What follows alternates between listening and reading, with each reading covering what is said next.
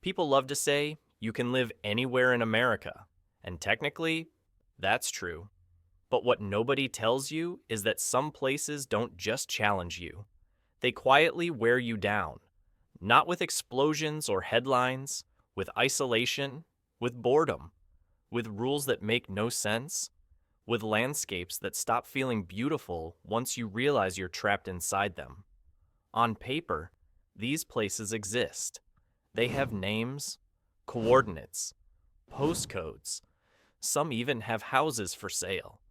But living there means paying a price that Zillow listings never mention.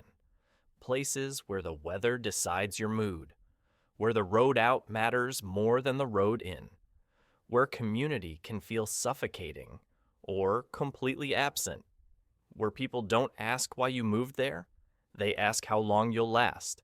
And once you understand what it actually takes to survive in them, the idea of cheap land or quiet living starts to sound very different.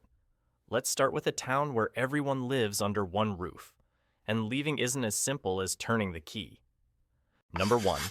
Whittier, Alaska.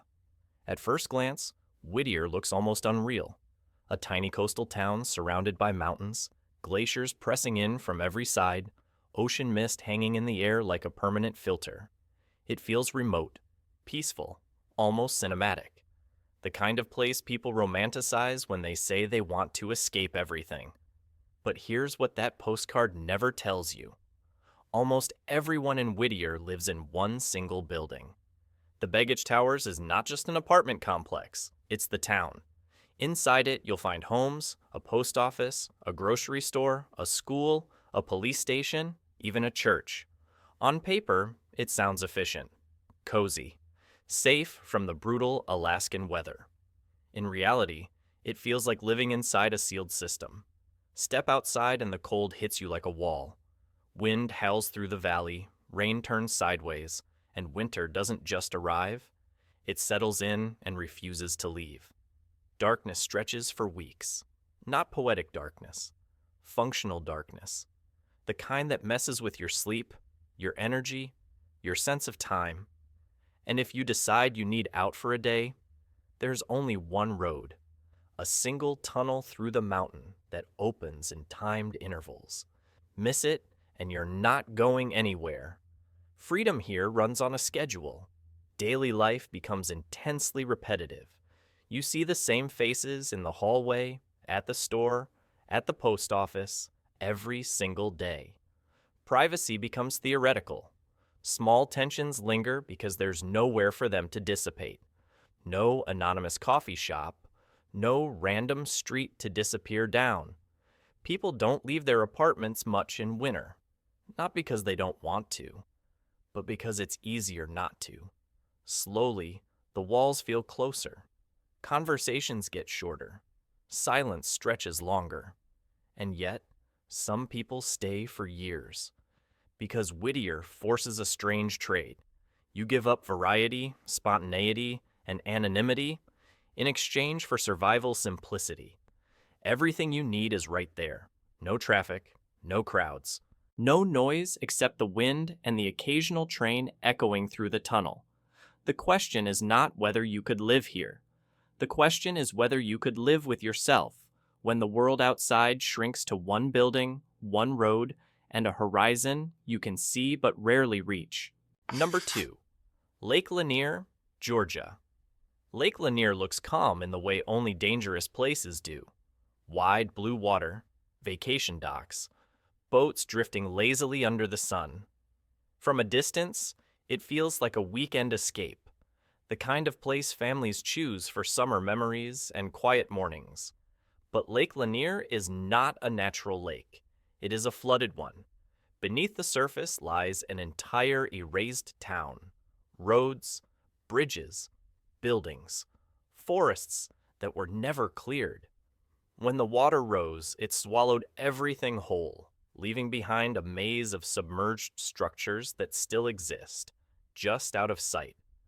And that's where the unease starts. The water here doesn't behave like water should. Tree trunks rise without warning. Old foundations catch propellers. Limbs snag ankles. Visibility drops fast, even on bright days. People say the lake feels fine, right until it doesn't. Locals don't swim the same way visitors do. They hesitate.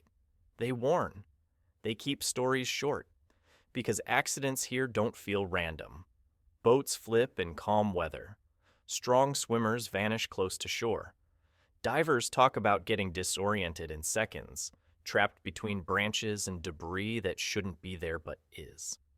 Living near Lake Lanier means carrying that awareness quietly. You barbecue near water that hides rooftops. You kayak over streets that no longer exist. You teach your kids which parts of the shoreline to avoid, without fully explaining why. And there's another layer no one advertises. The lake is always changing. Water levels rise and fall, revealing pieces of the past. Old walls emerge. Rusted signs appear for a season, then disappear again. It feels less like a lake and more like something breathing. Psychologically, that matters. People who live nearby talk about the tension without naming it. The way fog settles in the mornings. The way sirens sound different when they echo across water. The way you start checking the news every summer, expecting to see the lake mentioned again. Lake Lanier doesn't attack you directly. It waits. It lets you relax. It lets you forget. And then it reminds you that you're floating above a place that was never meant to be drowned. So the real question isn't whether you'd visit Lake Lanier. It's whether you could build a life next to something that never fully lets go of what it buried. Number 3, Eagle Pass, Texas. Eagle Pass feels quiet when you first arrive.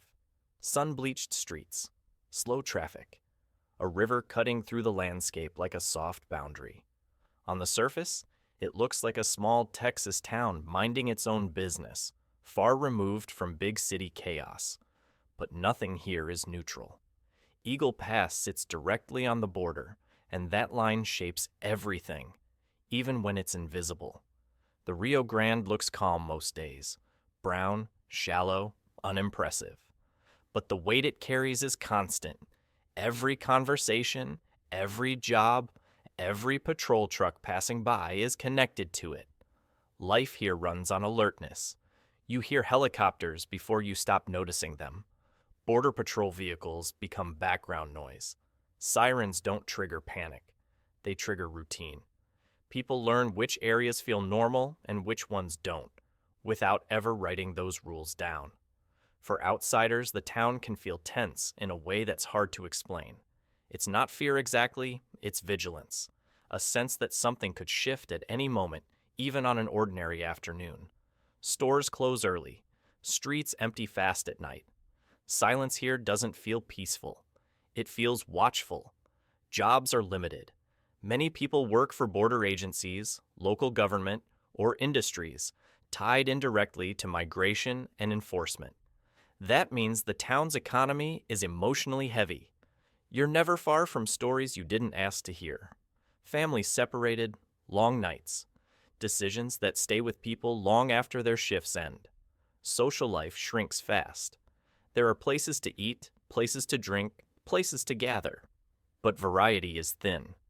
You run into the same people constantly. Conversations loop. Rumors travel faster than facts. And because leaving town isn't always easy, frustration tends to circulate instead of dissipating. The heat doesn't help. Days blur together under the sun. Energy drains quicker than motivation. People talk about moving away, but many never do. Ties run deep. Obligations stack up. The border becomes less a location and more a gravity.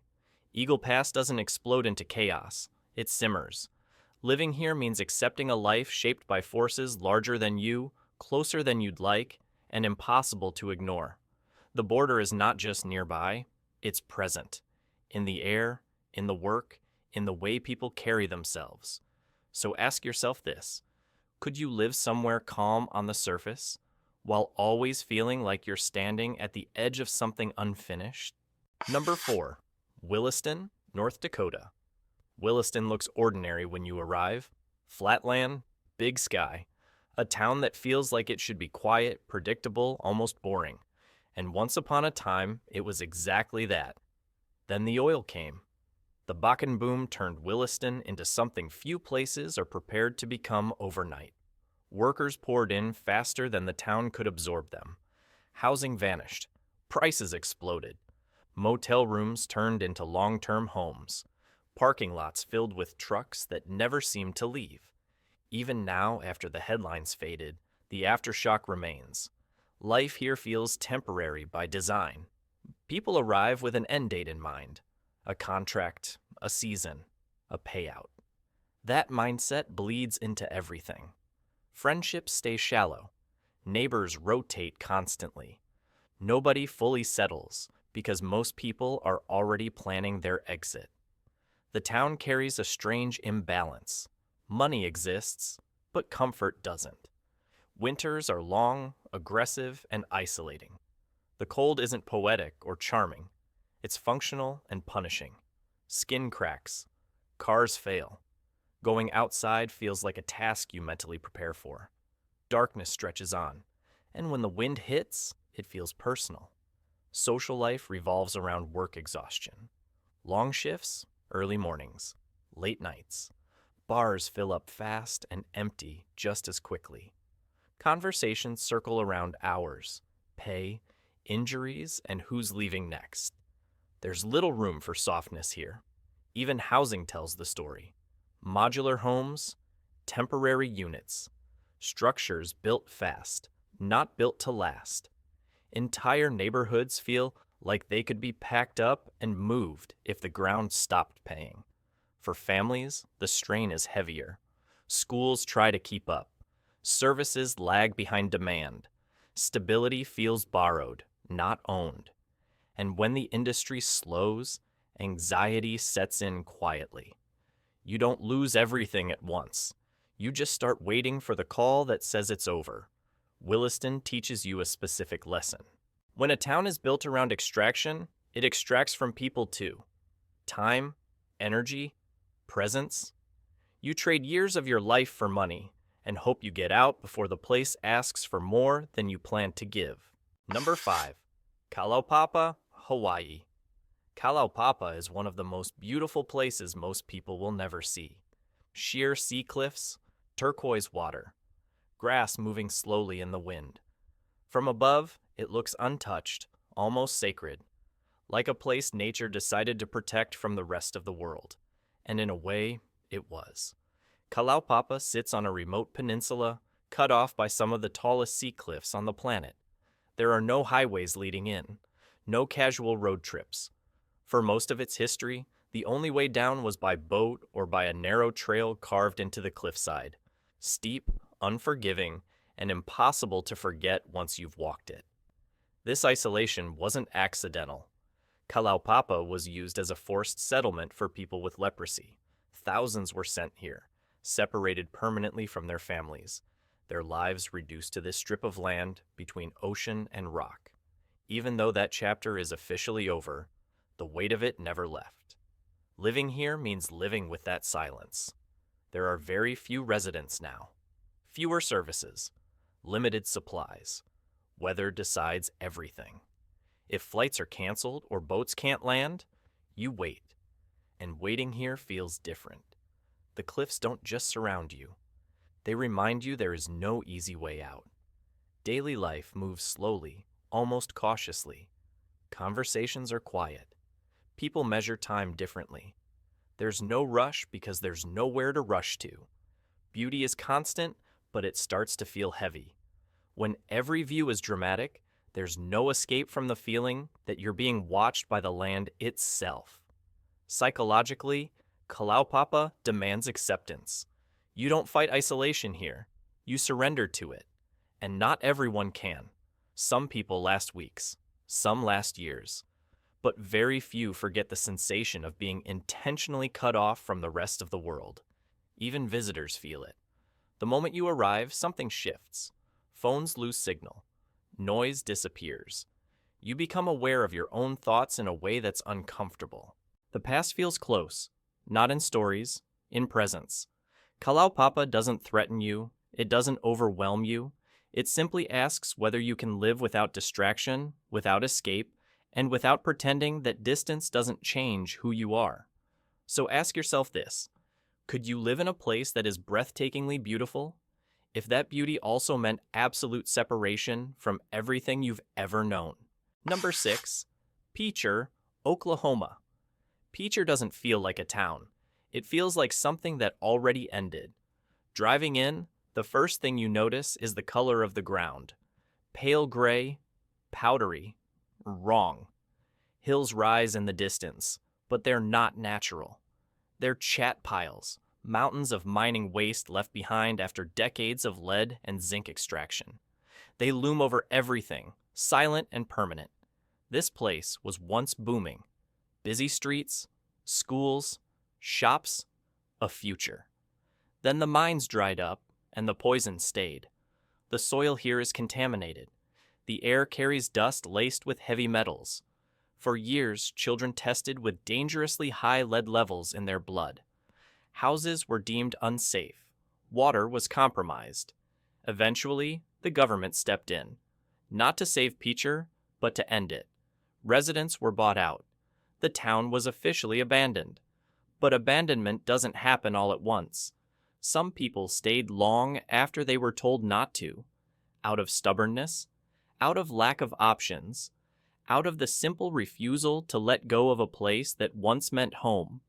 Even now, a few structures still stand, hollow and exposed, windows broken, roofs collapsing inward.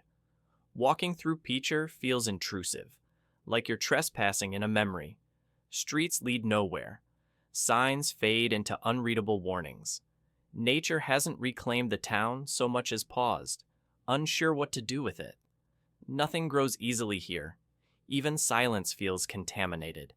And then there are the storms.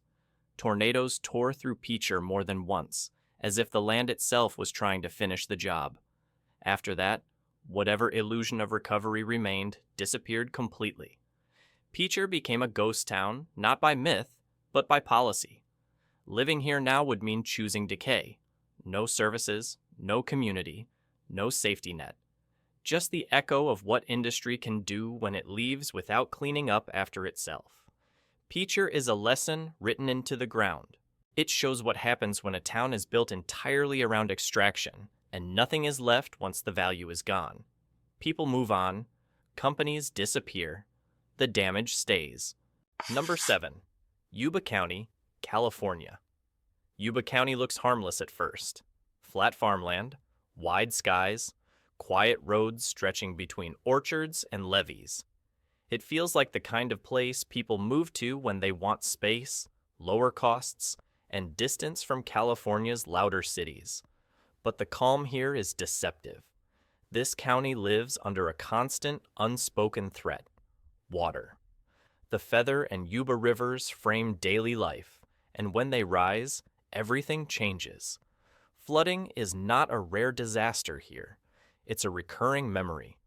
Levees are watched the way other places watch weather apps. When storms roll in, people don't ask if the water will come, only how high. That anxiety never fully leaves. Daily life feels stretched thin. Jobs are limited, and many people commute long distances or juggle unstable work. Growth from nearby regions never fully arrives, but the pressure does. Costs rise without opportunity keeping pace. You feel stuck between rural stagnation and urban spillover that never quite benefits you. Social isolation is subtle but real. Distances are long. Public spaces are few. After dark, towns empty out fast. There's a sense that life happens elsewhere, and you're watching it from the margins. Then there's the crime, which people talk about quietly, not in panic, but in resignation. Certain areas are avoided. Certain times are understood. You learn patterns instead of expecting solutions. Trust becomes selective. Environmentally, the land shows strain. Summers are brutal, dry, and heavy. Smoke from wildfires drifts in from surrounding regions, turning the sky dull orange for days at a time. Breathing feels intentional. Going outside becomes optional. Yuba County wears people down slowly. It's not dramatic. There's no single breaking point, just repetition, long drives, limited options, a feeling that effort doesn't always lead forward. Many people talk about leaving, fewer actually do. Because once you're here, life becomes about managing risk instead of chasing possibility.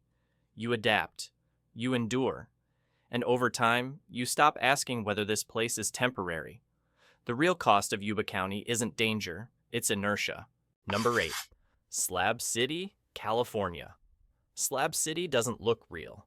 A scattering of trailers, tents, broken buses, and handmade shelters sitting in the middle of the desert. No roads in the usual sense. No addresses. No power lines. No running water. Just sun, dust, and silence that feels almost confrontational. This place is completely off the grid. No government services, no police presence in the traditional sense, no rules unless the community enforces them, and that enforcement is inconsistent at best. People come here because they don't want to be found, or because they've run out of places that will take them. At first, Slab City can feel liberating. No rent, no bills, no schedules. You wake up when the sun tells you to. You build what you need with what you can find. Art grows out of trash. Music drifts through the air at night. Everyone has a story, and most of them are unfinished. But freedom here has a price. The desert is unforgiving. Summer heat is relentless, crushing, dangerous. Shade becomes currency. Water becomes survival. One mistake, one bad day, one broken vehicle, and things spiral fast. There's no safety net to catch you when your body or mind gives out. Community exists, but it's fragile. Trust is negotiated daily. Conflicts don't escalate into arguments.